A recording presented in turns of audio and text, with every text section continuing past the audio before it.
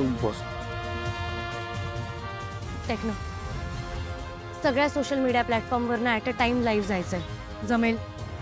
सगळ्याच प्लॅटफॉर्मवर एकाच वेळेस लाईव्ह जायचं. बॉस ट्राय करतो. अहो बॉस, एवढी कशाला भानगड करायची? सरळ चौकात घेऊन जाऊन फासावर लटकवू याला. नाही, आपण कायदा हातात घ्यायचा नाहीये. उलट कायद्याने दाखवून द्यायचंय की आपली ताकद काय आहे. बॉस एक सांगू, आज त्या मुलीला जेव्हा तिच्या आईबाबांकडे सोपवलं ना, त्यांच्या डोळ्यातली भीती ओसरताना बघून खरंच डोळ्यात पाणी आलं. आपण जे काम करतो ना बॉस, त्याचं एवढं समाधान वाटलं ना.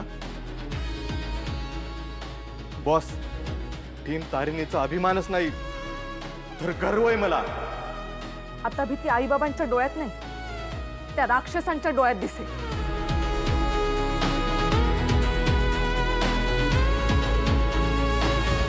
बॉस, केडी सरांचा कॉल येतोय.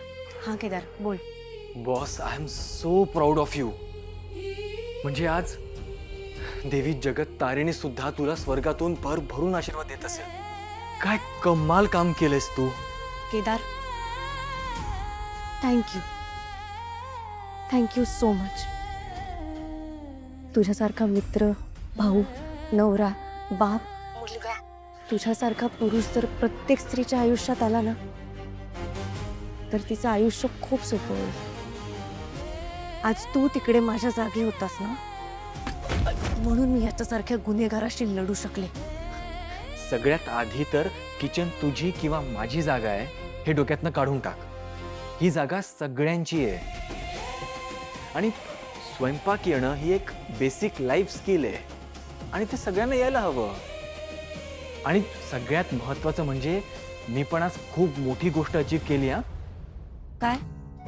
जगाच्या वेड्या वाकड्या अशा पसरलेल्या कणकीतून पृथ्वीसारखी गोल चपाती कशी करतात हे शिकलोय.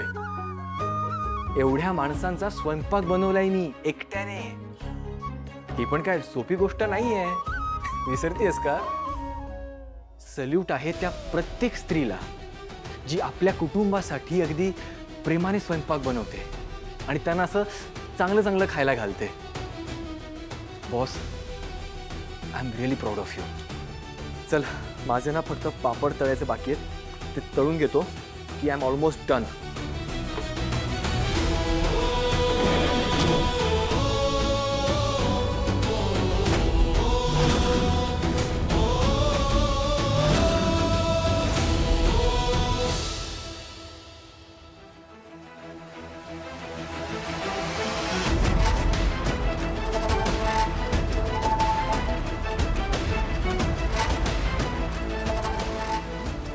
तू इथे काय करतोयस? स्वयंपाक. आय एम नॉट ब्लाइंड, दिसतंय मला. पण तू का करतोयस? तारिणी कुठे आहे? दिसतीये? नाही. Don't be over smart, okay? स्वयंपाक करायची जबाबदारी तारिणीला दिली होती ना, मग कुठे आहे ती? नाही नाही, तू काही बोलू नकोस, मीच बघतो. तारिणी, तारिणी, हळू. ती Tarini.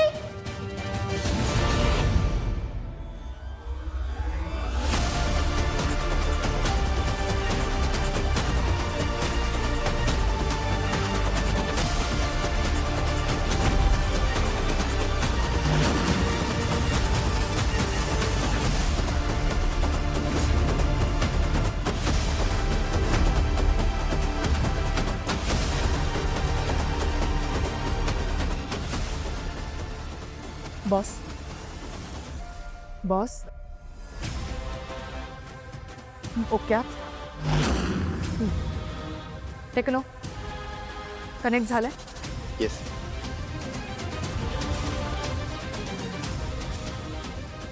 Boss,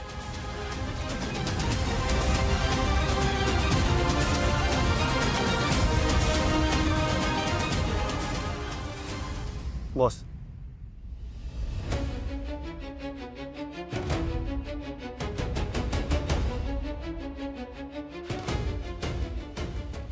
boss, recording start करूया.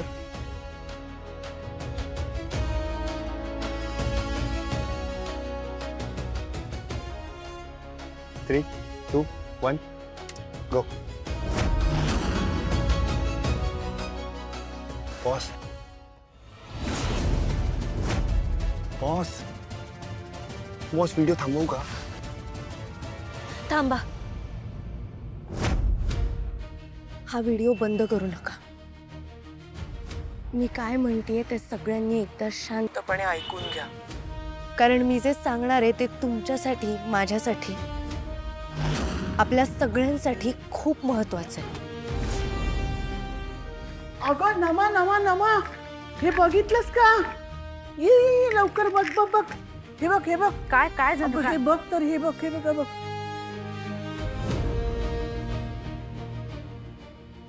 माझ्या सगळ्या माता आणि बहिणींनो, आपल्या कुटुंबासाठी उपास तापास करत आहोत. या समाजाने, आपल्या आजूबाजूच्या माणसांनी, आपल्या कुटुंबानी जी काही आपल्यावर बंधनं घातली ती सगळी बंधनं आपण पाळत आलो. या समाजाने बांधून दिलेल्या चौकटीत आपण आपलं जग निर्माण करायचा प्रयत्न करतो, आपलं स्थान निर्माण करायचा प्रयत्न करतो, आपण आपली स्वप्न उभी करत असतो. आणि हे सगळं करत असताना आपल्याला कायम नवीन नवीन संघर्षांना सामोरं जावं लागतं, नवीन नवीन आव्हानांना सामोरं जावं लागतं. पण हे सगळं करत असताना एक गोष्ट आपल्यापैकी कुणालाच चुकली नाही, आणि ती आहे पुरुषांची वाईट नजर. तुम्ही, मी, आपली आई, मावशी, काकू, मामी, ताई, प्रत्येकीने या वाईट नजरेचा कधी ना कधीतरी सामना केला. आपल्या आजूबाजूच्या 90% बायका घराच्या बाहेर आणि कधी कधी घरात सुद्धा सुरक्षित नाहीयेत. आणि अशाच एका राक्षसाने आज कहर केलाय.